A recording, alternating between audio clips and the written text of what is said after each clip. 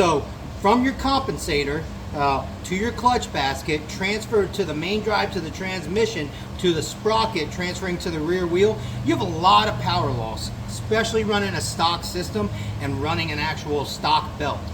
First off, if you break a belt, you can't just change it on the road. If you break a chain, you can normally throw it right back in there as long as it doesn't crack the inner primary. I'll tell you, I pulled this thing out of the box and I was thinking they gave me a 3D printed one because it was super light.